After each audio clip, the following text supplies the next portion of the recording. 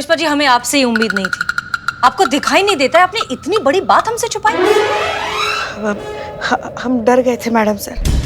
हमें लगा अगर आपको पता चल गया हमारी आंखों के बारे में तो आप हमें ड्यूटी के लिए अनफिट मानकर हमें घर पे बिठा देती। हमारे हाथ में वीआरएस थमा देती और रिटायरमेंट से पहले ही हमें घर बैठ जाना पड़ता। अगर ऐसा होता तो हम तो जीते जी मर जाते ना। हम कैसे रह सकते थे आप सबके बिना। वैसे भी मैडम सर, बस ये 1 महीने की तो बात है। डॉक्टर साहब ने बोला है कि अगर हम दवाइयाँ ठीक से लेते रहेंगे तो हमारी आंखें बहुत जल्द ठीक हो जाएंगी। तुम क्या अपना सर हिला रहे हो? तुमने भी इनका साथ दिया है। अच्छे से जानते हो ना कि गलत का साथ देना भी उतना ही गलत होता है। मैडम सर, जानते हैं कि हम बहुत बड़का गलती कर दिए हैं, लेकिन क्या करते, इनका नमक खाए हैं, इनको कैसे मना कर सकते थे हम मैडम सर। क्या? हाँ, खाए हैं। दाल सब्जी चटनी पकौड़ी लाती हैं तो सब खाते हैं ना। और मलाइका इतना बढ़िया खाना बनाती है ना कि क्या बताएं मैडम सर। उसका पकौड़ी और आंवला का चटनी आप ट्राई कीजिए। आप सॉरी मैडम।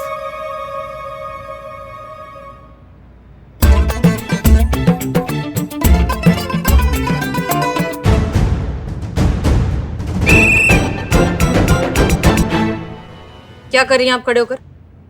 बातें सुन रही थी। वाह, सो ऑनेस्ट। Thank you.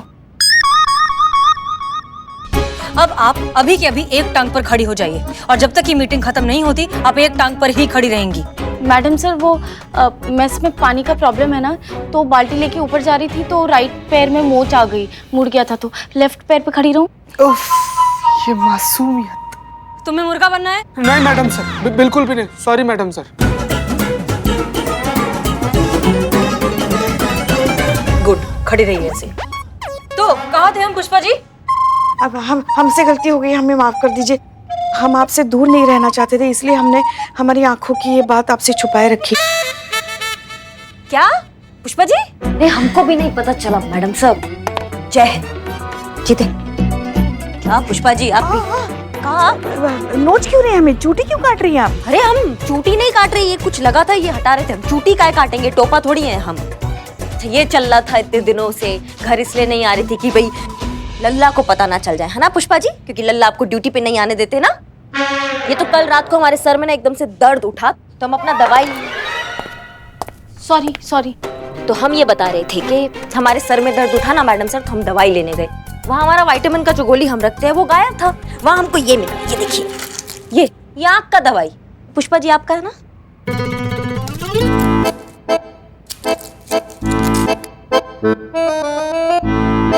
हाँ, यही है हमारी दवाइयाँ। ये दवाइयाँ घर पर थी जी। हे भगवान, तो फिर इतने दिनों तक हम कौन सी दवाइयाँ खा रहे थे? हमारा विटामिन चबा रही थी आप इतने दिनों से। तभी हम सोचे इतने दिनों से दवाइयाँ खा रहे हैं फिर भी हमारी आंखों की रोशनी ठीक क्यों नहीं हो रही है? ये क्या किया शिव जी आपने? अब ये जो दवाइयाँ ना ये चबाइए, आंखों की रोशनी वापस आ जाएंगी। ठीक है पुष्पा जी? हाँ। पुष्पा जी, आप इतना ही समझ पाई हैं हमें? आपको सच में ऐसा लगा कि अगर आप हमें सच बता देती तो हम आपको नौकरी से निकाल देते? एक बार सच कहकर तो देखती। हम एक टीम है पुष्पा जी, हम आपकी मदद करते। भूल हो गई मैडम सर। अब हो गया सो हो गया। अब आप अपनी सारी दवाइयाँ टाइम पर लीजिए और डॉक्टर जो भी इंस्ट्रक्शन दे वो सब अच्छे से फॉलो करिए। जी। और जहाँ तक बात है रमित वाले मामले की, तो गलती तो आपसे हुई है पुष्पा जी। और अब अगर आप ये गलती मानेंगी ना तो मीडिया और पब्लिक हम पर प्रेशर डालेगी आपको नौकरी से निकालने का। अब मैडम सर ऐसी परिस्थितियों में क्या कर सकते हैं हम, आप बताइए। सॉरी। तुम सीधा नहीं खड़ी रह सकती हो क्या? सॉरी। एक ही तरीका है, अगर किसी तरीके से टोनी अपनी गलती मान ले और ये स्टेटमेंट दे दे कि ये सब उसकी वजह से हुआ है और ये कहे कि पुष्पा जी आधा झगड़ा हो जाने के बाद इन्वॉल्व हुई थी और इस गलतफहमी में आकर उन्होंने रमित को पकड़ लिया, तो ये प्रॉब्लम सॉल्व हो सकती है। पर नहीं मैडम सर, आपको लगता है कि ये टोनी जैसा घटिया और अड़ियल आदमी ऐसा स्टेटमेंट देगा? देना तो उसे पड़ेगा, गलती की है उसने तो सबक तो सीखना ही पड़ेगा। सड़क पर किसी की भी गुंडागर्दी बर्दाश्त नहीं की जाएगी, ये अब हम उसे सिखाएंगे। ठीक है मैडम सर, उसको समझाएंगे, उसे एफआईआर खारिज करवाएंगे ताकि हम प्रतियोगिता में लास्ट नंबर पे ना आए। अब सबके दिमाग से अभी तक प्रतियोगिता का भूत नहीं उतरा है। करिश्मा सिंह, सबसे पहले ड्यूटी, बाकी सब कुछ बाद में। क्लियर? जी मैडम सर। आप सब जा सकते हैं। जी। संतोष शर्मा, हाँ आप भी। हाँ, थैंक यू मैडम सर। दर्द हो गया क्या पैर संतोष? करिश्मा सिंह, जी मैडम सर। आप ठीक है ना? आप इस तरह से लंगड़ा कर क्यों चल रही हैं? पुष्पा जी मैडम सर, क्या बताएं हम पुष्पा जी का भी। छज्जे पे सारा सामान रख दिया उन्होंने, वो उतार रहे थे हम, वो पूरा ट्रंक हमारे पैर पे आके गिर गया, तो थोड़ा सा, पर ठीक है, वो 1-2 दिन में ठीक हो जाएगा मैडम सर, कोई टेंशन का बात नहीं है। ठीक है। हम जाए? जी, जय हिंद। जय हिंद।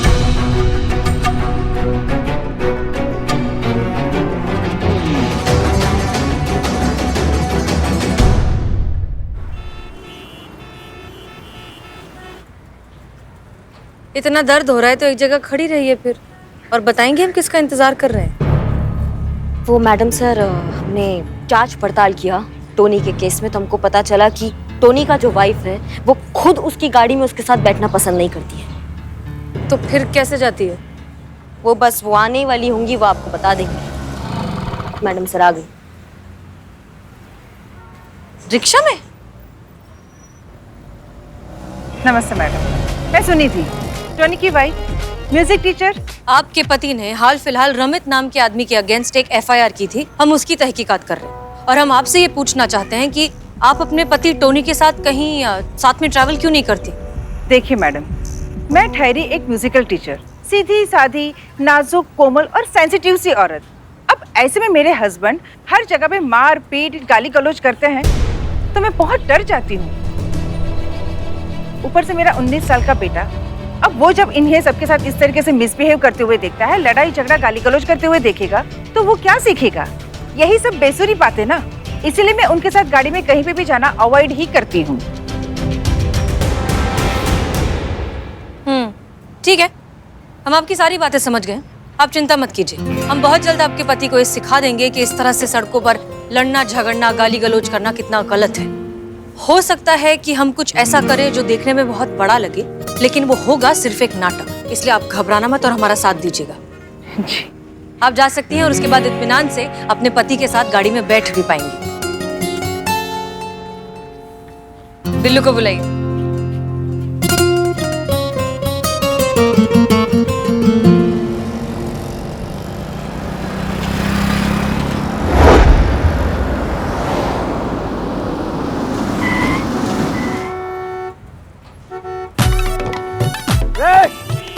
अरे दिखाई नहीं देता है तुमको?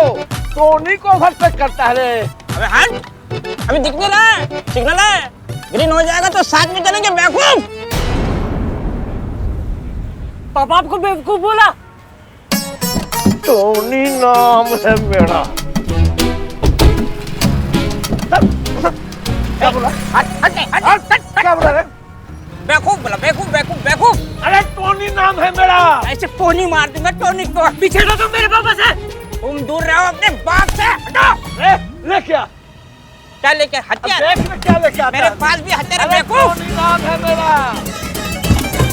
मैडम, ये आपका हर बार का है कि इसके चक्कर में अस्पताल के केस के पेपर मेरे हाथ में आ जाएंगे, मैं फिर से पिटूंगा। नहीं मैडम। देखो बिल्ले, ऐसा है कि करना तो पड़ेगा, क्योंकि बात आ गई अब थाने की इज्जत पे, और थाना की इज्जत के लिए हम लेटे हैं स्टिक्की में।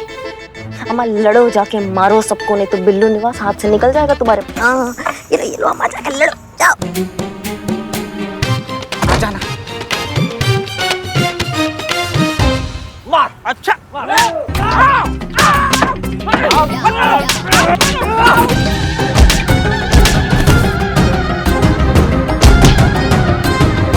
इसकी मैया की सासू मैया, चूरनगिरी करने में ना एक नंबर है ये बिल्ला, बंद करके चला क्या?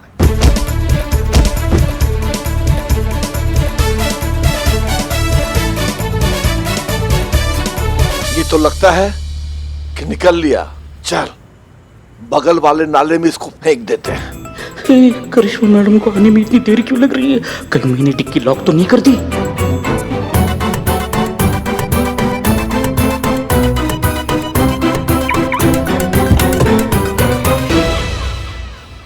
एक मिनट रुको, क्या चल रहा है यहाँ पे और क्या हो रहा है?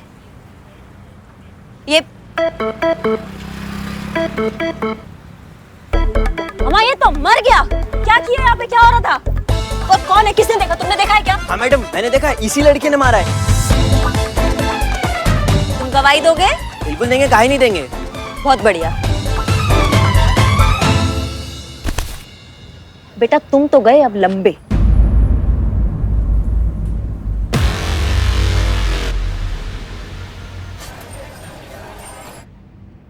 Open and shut case. ये साबित हो चुका है कि इस लड़के की पिटाई की वजह से ही उस आदमी का मर्डर हुआ है। आपका बेटा गया उम्र कैद के लिए सर, ले जाओ इसे। जी मैडम। का चल अंदर चल, हो गया पापा। एक ही बेटा है मैडम, उससे गलती हो गई। आपको जो कहना है आप कोर्ट में कहिए, हम कुछ नहीं कर सकते। मैडम प्लीज, मैडम उससे क्या पता था कि इतनी बड़ी गलती हो जाएगी उससे। मैडम प्लीज छोड़ दीजिए उसको। कभी सोचा है आपने कि इस तरह के रोड रेज के कितने केसेस होते हैं हर रोज? लोग छोटी छोटी सी बातों पर अपना आपा खो देते हैं, 1 मिनट के गुस्से के जुनून में आकर एक दूसरे की जान ले लेते हैं। मिस्टर टोनी, आपने कभी सोचा है कि जब आप सड़क पर उतरते हैं तो क्यों आप ही के साथ ये सब होता है? क्यों सब आप ही से आकर उलझते हैं? क्योंकि ये सबसे लड़ते हैं, इनमें पेशेंस ही नहीं है। स्टीयरिंग हाथ में आते ही पता नहीं खुद को सड़क का मालिक समझने लगते हैं। अपने अलावा इन्हें हर किसी की गलती नजर आती है। आज मेरे बेटे की हालत की जिम्मेदार सिर्फ और सिर्फ यही है। मुझे माफ कर दीजिए मैडम, मैं ये भूल गया था कि क्षण भर का गुस्सा किसी की जान ले सकता है और किसी की जिंदगी बर्बाद कर सकता है। आज जब मेरे बेटे पे पड़ी है तब मुझे पता चला कि सड़क पर जो मैं मारपीट करता था उनके परिवार पर क्या गुजरता होगा। मेरे कारण ही इस लड़के की आज ये हाल हुई है। भाई मुझे माफ कर दे भाई। मैडम मैं FIR वापस लेना चाहता हूँ।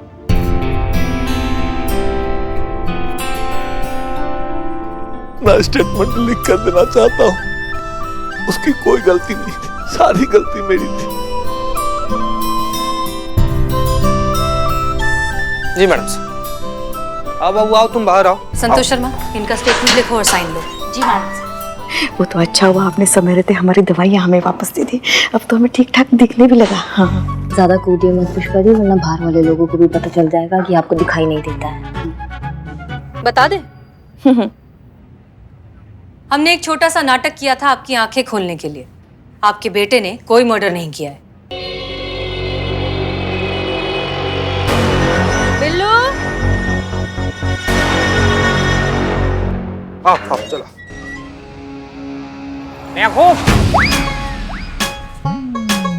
बहुत मैडम, बहुत। आपके बेटे ने कोई मर्डर नहीं किया है। हमारे कहने पर बिल्लू ने मरने का नाटक किया था।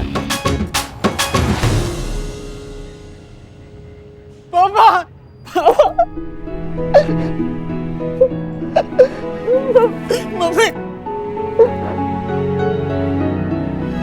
एक मिनट, भले ही ये नाटक था, लेकिन एक चीज आप हमेशा के लिए याद रखिए, बच्चे हमेशा माँ बाप से ही सीखते हैं। आप जैसी नींव रखेंगे इमारत वैसी ही खड़ी होगी। ये आपकी जिम्मेदारी है कि आप बड़े होकर उन्हें कैसा इंसान बनाना चाहते हैं। रमित, हमें लगता है अब तुम्हें भी इन्हें माफ कर देना चाहिए। जी मैडम सर, आप बिल्कुल सही कह रही है। हमने इनको माफ किया, लेकिन मैडम फिर भी हमें इनके खिलाफ रिपोर्ट तो लिखानी पड़ेगी। अब वो क्या है ना कि बिना FIR किए हमें हमारी कार का इंश्योरेंस क्लेम कर ही नहीं सकते, तो रिपोर्ट तो लिखानी पड़ेगी।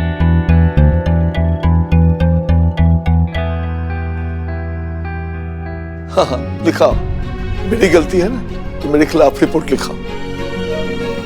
ठीक है, लिखवा दो रिपोर्ट। मैडम सर, प्रतियोगिता का आखिरी दिन है कल। हम पहले भी कह चुके हैं, हमारा सबसे पहला कर्तव्य है हमारी ड्यूटी, वही है हमारी असली जीत। पुष्पा। जी मैडम सर।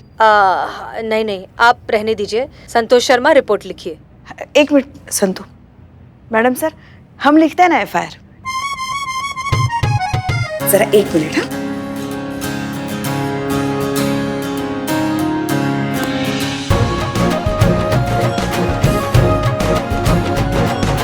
Madam sir. क्या बात है Pushpa ji, good, all the best.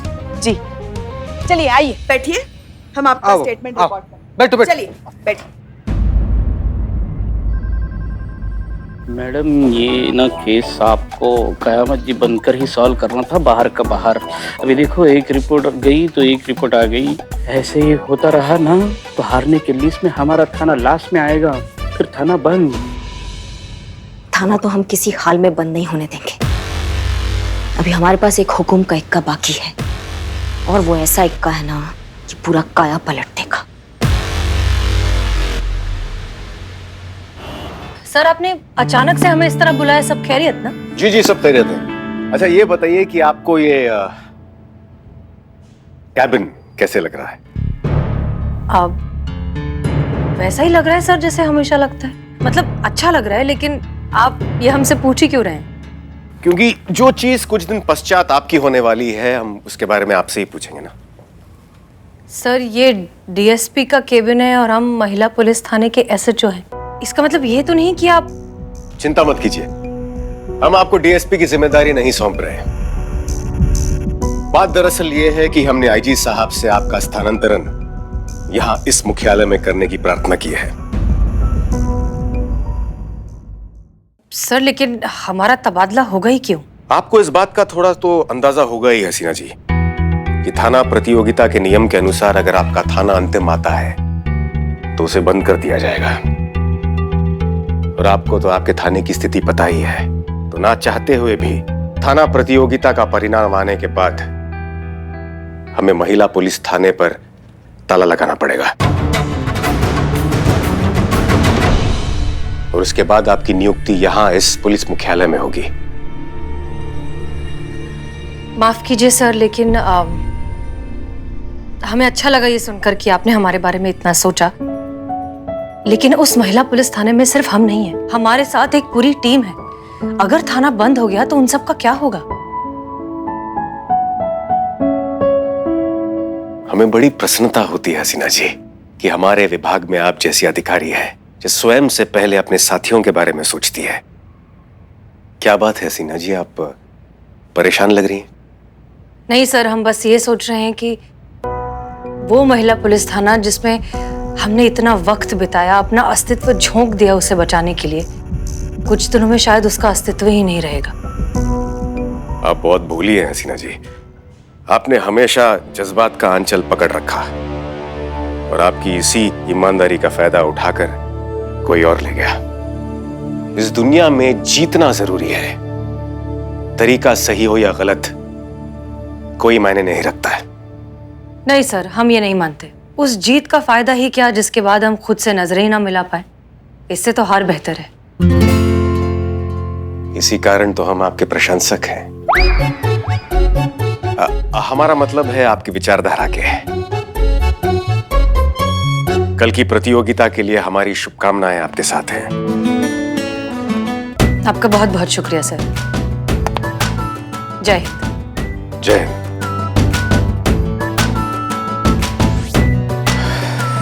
क्या बात है हसीना जी, हर बार आप हमारा दिल जीत लेती हैं। पुष्पा जी।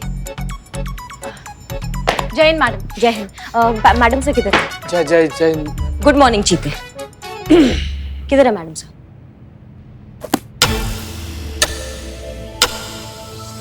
बताइए, वैसे पूरा दिन आपका चप्पड़ चप्पड़ चप्पड़ चप्पड़ चालू रहता है। अब हम जब काम का बात पूछेंगे ना पुष्पा जी से तो कुछ नहीं बोलेंगी।